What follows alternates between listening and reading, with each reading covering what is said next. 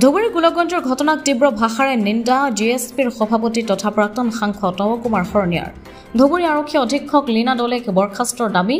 সদৌ কোচ ৰাজবংশী ছাত্ৰ সন্থা চমুকৈ আক্ৰাছে ধুবুৰী জিলাৰ গোলকগঞ্জত উলিওৱা জোৰ সমদলত অসম আৰক্ষীয়ে যি নিৰ্মম অত্যাচাৰ চলাইছে সেই ঘটনাক কেন্দ্ৰ কৰি তীব্ৰ ভাষাৰে নিন্দা কৰাৰ লগতে ধুবুৰী জিলাৰ আৰক্ষী অধীক্ষক লীনা দলেক বৰখাস্তৰ দাবী জনাই গণসুৰক্ষা পাৰ্টিৰ সভাপতি তথা প্ৰাক্তন সাংসদ নৱকুমাৰ শৰণীয়াই।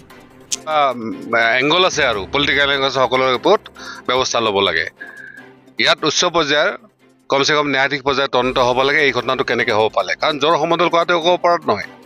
তেওঁলোকে আৰু একো ক্ষতি কৰা নাছিল। আপাৰ আছামৰ পৰা একদম বিজেপি পৰ্যন্ত জ্বৰ সমদল কৰে। আৰু আমাৰ অলপ সন্দেহ হৈছে এই যে BTC ইলেকশ্যনৰ তাৰ অলপ জড়িত আছে পাইছোঁ। আপোনালোকে দেখিছে ইয়াত কোনোবা মিনিষ্টাৰ চিনিষ্টাৰ এনেকৈ মানে জৰ জবৰদস্তি ঘূৰি আছে মিলি আছে ৰাইজক বিভিন্ন ধৰণে হয়তো ইয়াত তেওঁলোকে বলে পৰা নাই। সেইকাৰণে তেওঁলোকে হয়তো আক্ৰাছক দবাৰ কাৰণে চেষ্টা কৰিছিল, কাৰণ আক্ৰাছৰ বিগত সময়বিলাকৰ নেতাবিলাক মানে এটা কল দিলেই গুচি গৈছিল, তেওঁলোকে যি কয় তাকে কৰিছিল। কিন্তু এতিয়াৰ যিটো নেতৃত্ব তেওঁলোকে হয়তো এইটো মানি লোৱা নাই। আৰু ইয়াত যেনেকৈ তেওঁলোকে গুমাত এজন কৰ্মচাৰী ভাইক বিজেপি নোহোৱাৰ পিছতো জৰ জবস্তিতে উঠালে কিছুমান দালাল কিছুমান আহি কেনে তেওঁলোকে ভাবিছিল এনেকৈ আমি ৰাজবংশীসকলক বশীভূত কৰিব পাৰিম। মই সেইকাৰণে BTC-বাসী ৰাইজক আহ্বান জনাইছোঁ, এই সময়ত আমি আক্ৰাছৰ কৰ্মীসকলক যিটো তেওঁলোকে দুৰ্ব্যৱহাৰ কৰিলে, যি ধৰণৰ হেৰি কৰিলে, কালি হয়তো বেলেগৰ ওপৰত কৰিব। সকলোৱে সেইকাৰণে আমি একত্ৰিত হোৱাৰ কথাটো কৈছোঁ। আমাৰ বেংগলী ভাইসকলৰ সংগঠনেই হওক, ঠিক তেনেকৈ মাইনৰিটি ভাইসকলৰ সংগঠনেই হওক, আৰু বড়ো ভাইসকলকো কৈছোঁ যে যদি আপোনালোকে অলপ সচেতন নহয়, এইবাৰ এই গুৱাহাটীৰ পৰা কিছুমান মানুহ আহি তেওঁলোকে BTC-খন যেনে তেনে মানে কি কয় লোৱাৰ এটা ষড়যন্ত্ৰ কৰি আছে। আপোনালোকে শুনিছে কিজানি যে ৰেখাৰাণী দাসবৰক তেওঁলোকে চিপ বনোৱাৰ কাৰণে যোজা চলিছে, বৰমাত তেওঁলোকক দিছে। তাত কোনো জিংকা অংকই নাই। তথাপিতো একমাত্ৰ আপোনালোকে জানে যে আগৰ গুৰুজ্যোতি দাস নহয় বিধায়ক, তেওঁ আহি কৈছে যে এইবাৰ আমি BTC ল'মেই ল'ম। সেইকাৰণে আমি BTC মানুহ ৰাইজক সজাগ হ'ব গৈছোঁ, সাৱধান হ'ব গৈছোঁ। আমাৰ BTC ৰাইজে ইমানখিনি চেক্ৰিফাইৰ পিছত হাজাৰ হাজাৰ মানুহ মৰাৰ পিছত তেওঁলোকে এখন BTC পাইছে। দিল্লী দিছপুৰীয়াসকলৰ ইয়াত ঘুম মানে নোহোৱা হৈ গৈছে যে তেওঁলোকে তাৰ পৰা আহি BTC-খন ল'ব বিচাৰিছে। সকলোৱে জানে ইয়াত চিণ্ডিকেট চলে, ইয়াত হেৰি চলে, ইয়াৰ পৰা বহুত হয়তো টকা পইচা আহে, এই ধৰণৰ কথা আছে।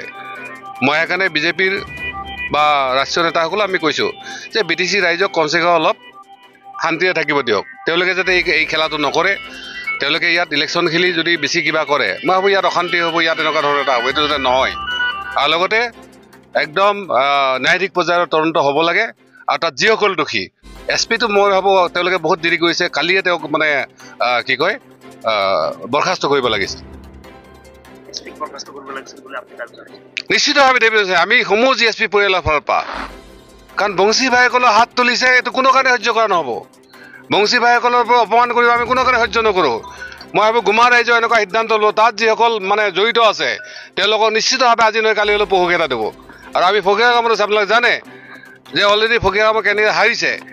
তেওঁলোকে হয়তো এনেকুৱা নিকৃষ্ট ষড়যন্ত্ৰৰ জৰিয়তে তেওঁলোকে কিবা এটা কৰিব পাৰিম বুলি ভাবিছিল। এতিয়া ৰাইজৰ ওচৰত আহকচোন কেনেকৈ আহে তেওঁলোকে, বুকু পিন্ধাই আহক, এতিয়া কেনেকৈ আহে আমিও চাই ল'ম। নিশ্চিতভাৱে আপোনালোকে BTC ৰাজনীতি তাৰটো নিশ্চিতভাৱে আছে, কাৰণ তেওঁলোকে বহুত চেষ্টা কৰিছিল, আক্ৰাছক বলাব পৰা নাই।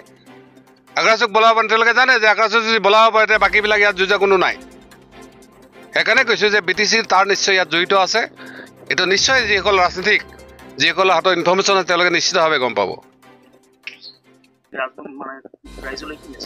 GSP আমি এটাই কথা যে BTC-ত আমি যি ধৰণে সকলোকে একত্ৰ কৰি এটা শান্তি সম্প্ৰীতি আমি ভাৱ কৰিছিলোঁ, আমি সেইটো আগুৱাই লৈ যাব বিচাৰিছোঁ।